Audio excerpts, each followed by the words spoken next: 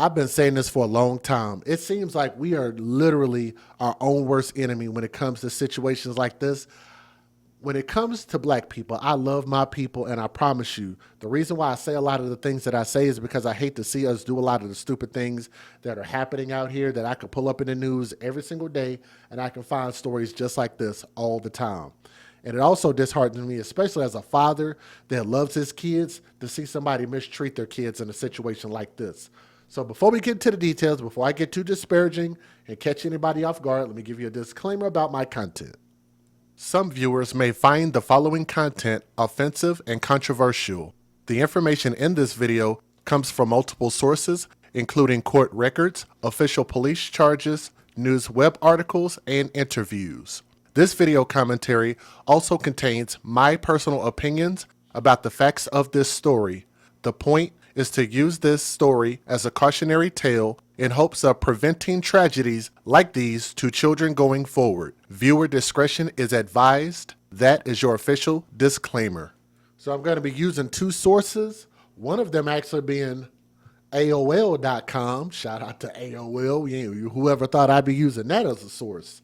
And Fox59.com. Two different articles. They're separated by a matter of, I think, about a year, roughly. So, a 3-month-old by the name of Jacob Moneas, which, let me see if I can get that baby back up on the screen. Let me get a better picture right here. This handsome, beautiful, innocent little baby.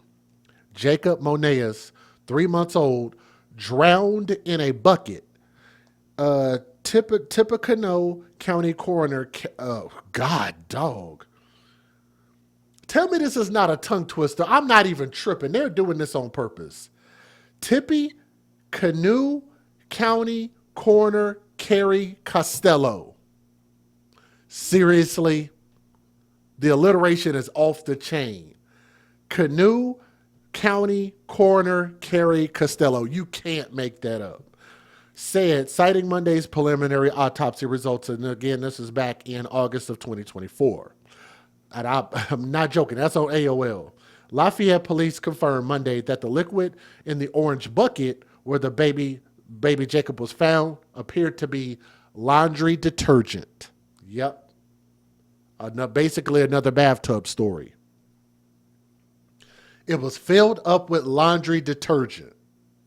That's what this baby drowned and died in. There were no signs of obvious trauma to baby Jacob's body that may have contributed to the infant's death. On Sunday, police found the infant sealed inside a bucket of laundry detergent set beside the trash can in his parents' Acorn Acres apartment. Let me say that again. In his parents' Acorn Acres apartment. So I don't know if he had a place of his own or not. I'm not really sure because I don't have his age here just yet. Let me see. Maybe I do. Yeah. So as of this year, he's 29. So he was 28 years old at the time.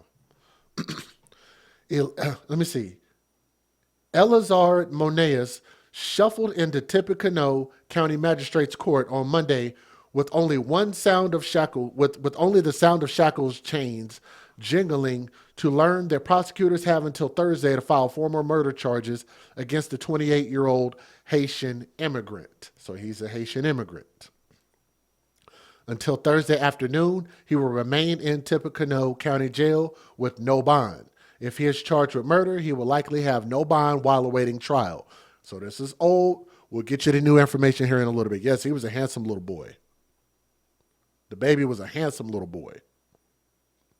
Monet sat alone at the defense table in a small courtroom without anyone from his Haitian community or Greater Lafayette community to support him. Good. He don't need no support. He remained quiet except when asked if he understood parts of the hearing, during which he answered in his native language. A Haitian Creole translator joined Monday's hearing by Zoom and relayed Magistrate Sarah Wyatt's explanation that prosecutors have until Thursday to file charges. Let me say this real quick.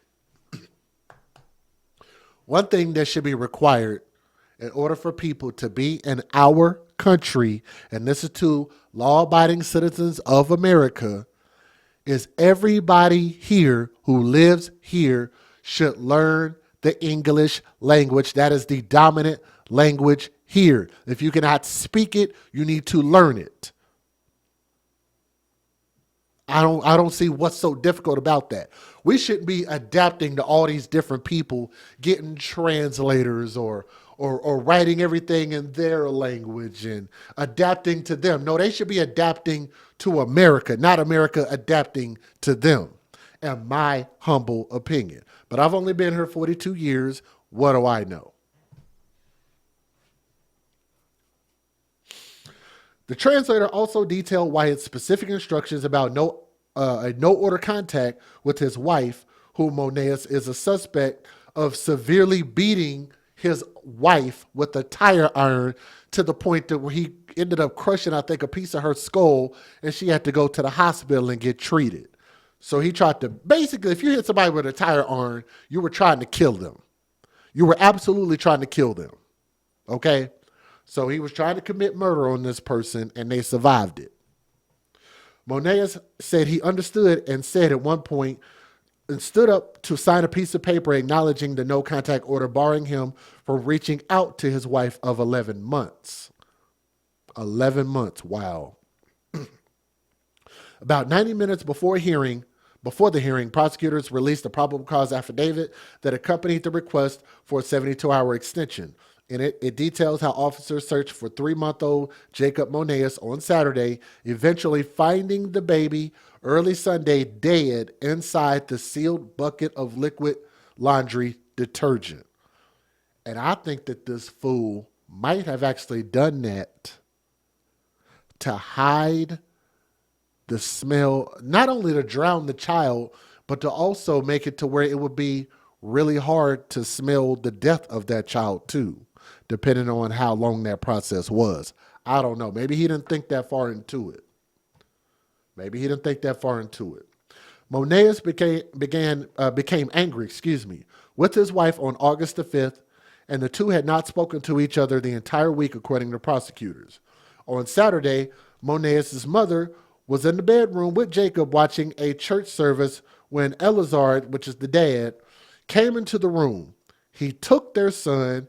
It was the last time she saw her baby alive. The probable cause affidavit does not indicate that the mother heard of any sort of disturbing noises of baby cries after Eleazar took their son from her arms. A short time after Eleazar left the bedroom, she heard the apartment door close. About 30 minutes later, Eleazar entered the bedroom where his wife was and attacked her with a tire iron, fracturing her skull and cutting her, according to prosecutors. That's pretty damn serious. He was trying to kill her. Eleazar left after attacking his wife, who then drove herself to the hospital for help. Police were called to the hospital and started an investigation, and they started looking for baby Jacob and searching statewide for Eleazar Monaeus, this guy who can't speak English or refused to learn English. A search of the apartment did not find the infant, but Indianapolis police found Eleazar Monaeus on the northeast side of Indianapolis. They detained him until Lafayette police arrived to take him into custody. He told police that he did not know where the baby was, but he said the baby was okay, according to prosecutors, so he lied about that. He admitted to attacking his wife and said he hoped she died.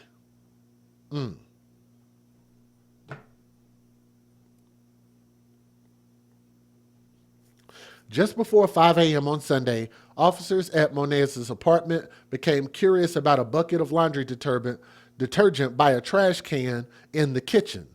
The officer opened it and discovered baby Jacob dead inside the liquid detergent.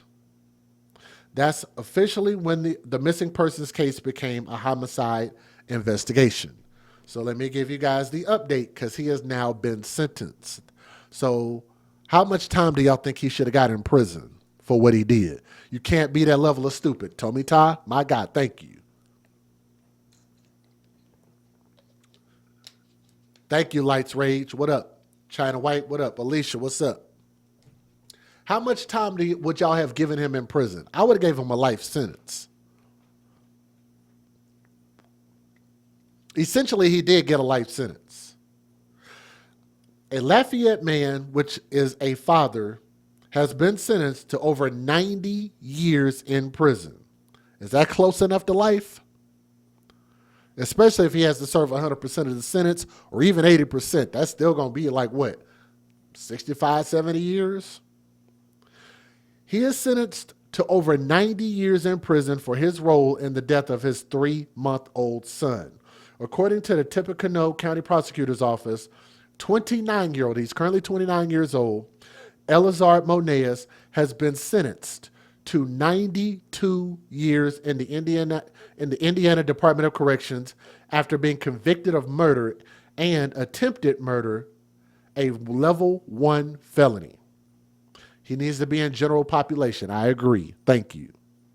Capital punishment wouldn't be a bad idea. He deserves a very long sentence in jail or prison. I agree. Somebody said he needs to be a Gator Gitmo. What do they call it? Alligator Alcatraz. That'd be a good. No, because that's supposed to be temporary. We talking about for the rest of your life. Now, if you just threw him to some alligators, I mean, I'm not gonna say I'd be mad at that. I'm not saying they should do it, but I wouldn't be mad if it just happened to be the case, right? The investigation into Elizard began on August the 10th of 2024, which was my birthday, by the way, when officers with the Lafayette Police Department were called to the IU Health Arnett Hospital in response to a domestic incident. Police arrived and spoke with the suspect's wife, who said that this man, Elizard, Eliazard, whatever his freaking name is, I don't really give a crap how to pronounce it properly.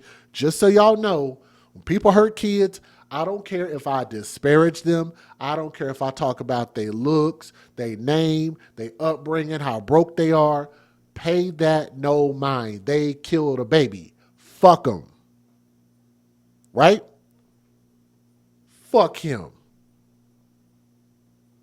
Let's keep going. Police arrived and the suspect spoke. Police arrived and spoke with the suspect's wife, who Elizard became upset with her on August the 5th, and that he had shown up to her residence on August the 10th, 5 days later. According to court documents, he entered the residence and reportedly struck his wife with a tire iron or wrench of some kind. After the assault, he left the scene and reportedly drove off with their 3-month-old son, Jacob. When officers were speaking with his wife at the hospital, she stated that she did not know where her son was because he had taken him away from her. The attack left Elizard's wife with a fractured skull after she self-transported to the hospital for treatment of her injuries. When officers arrived at the victim's home, they reportedly found evidence of blood splatter, indicating some type of assault had taken place. Police were unable to find Elizard's 3-month-old son during the initial search of the home. After previous reports, Indianapolis Metro Police assisted LPD in finding Elizard at the Mason Garden apartment complex in Lawrence. The search for Jacob ended on August the 11th when the county coroner's office was called to the 2500 block of Lexington Court in Lafayette in response to a deceased infant, which y'all know they saw the bucket that was next to the trash can, opened it up, and found the dead baby inside of laundry liquid. You just won't hear crazier stories than here. When authorities arrived on the scene, they reportedly found Jacob's body stuffed inside of that orange bucket. The bucket was sitting next to a trash can at the same residence where Elizard had battered his wife. The child's body was recovered alongside a dark-colored liquid inside the bucket, detectives said. When Elizard was brought in for questioning, he said he didn't know the child's location. During an interview, Elizard admitted to beating his wife 2 or 3 times with a tool from the vehicle. During the assault, Elizard reportedly told his wife that he hoped she would die from her injuries. An autopsy report confirmed Jacob's cause of death was due to asphyxia, and the child's death was ruled as a homicide.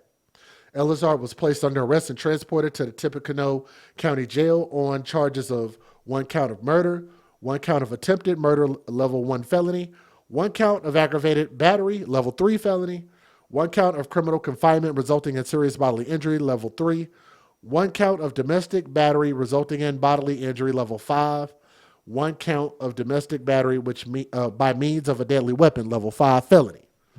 That all got him 92 years in prison. I think that is sufficient. Let me get up. Wrong one. Let me give you the other one. Let me give you the fair use. I'll show you guys the news video. Here we go. Federal law allows citizens to reproduce, distribute, or exhibit portions of copyrighted motion pictures, videotapes, or video discs under certain circumstances without the authorization of the copyright holder. This is called fair use. It is allowed for purposes of criticism, news reporting, teaching, and parody, which doesn't infringe of copyright under 17 U.S.C. 107. Y'all do me a favor and please hit that thumbs up. If y'all agree that there is a special place in hell for people like this damn fool, this alleged father, please hit that thumbs up. Leave a comment. Type something in the chat. Let me know that you guys are with me, okay? Here we go. Let's get it. Please hit that thumbs up if you guys are listening. All right, here we go. A Lafayette man has been sentenced to nearly 100 years in prison for murdering of his infant son by putting him in a closed bucket of liquid laundry detergent. Eleazar Monius will spend 92 years in prison for killing his 3-month-old son in 2024. Now, Lafayette police say that he was originally arrested for beating his wife with a tire iron. They say that while they were questioning him, Monius denied knowing where his son Jacob was. Well, police found Jacob's body in the bucket early the next morning.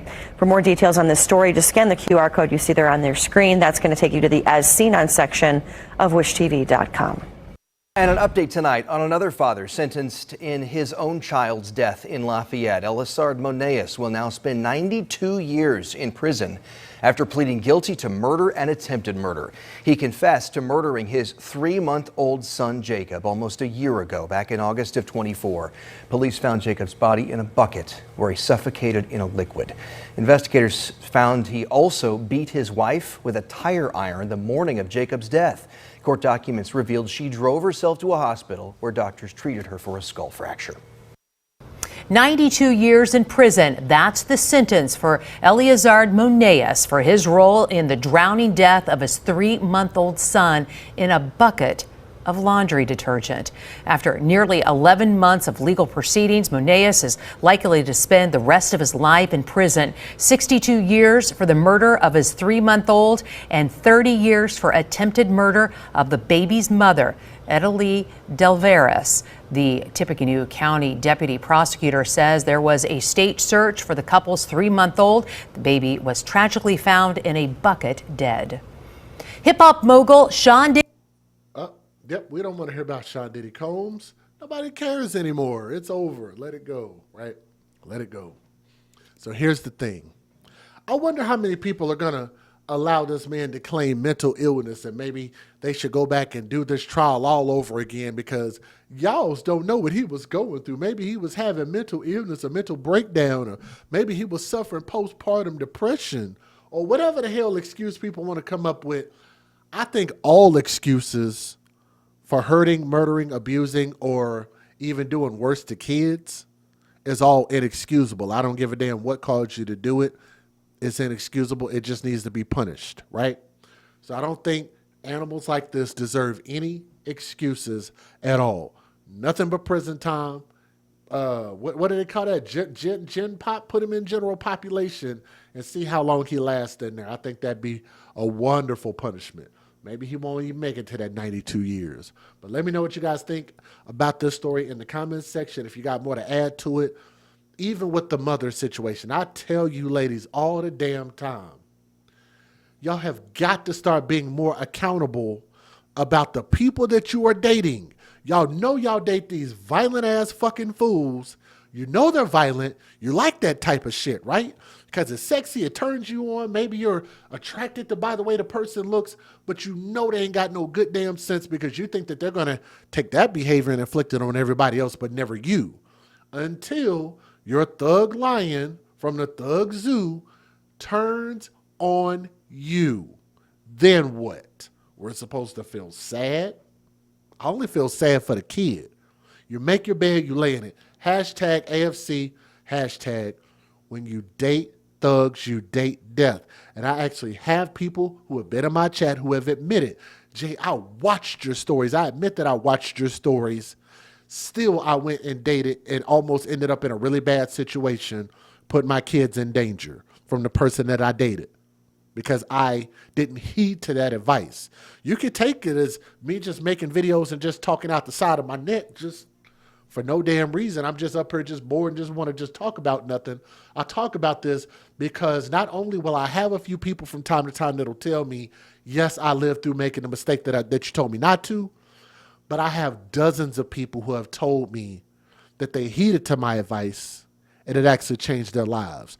And that's the direction that we want to keep going. Okay. But thank you guys so much for listening to the story with an open eye and an open heart. Okay. Thank you. And to that precious soul, R.I.P. Beautiful little baby, R.I.P.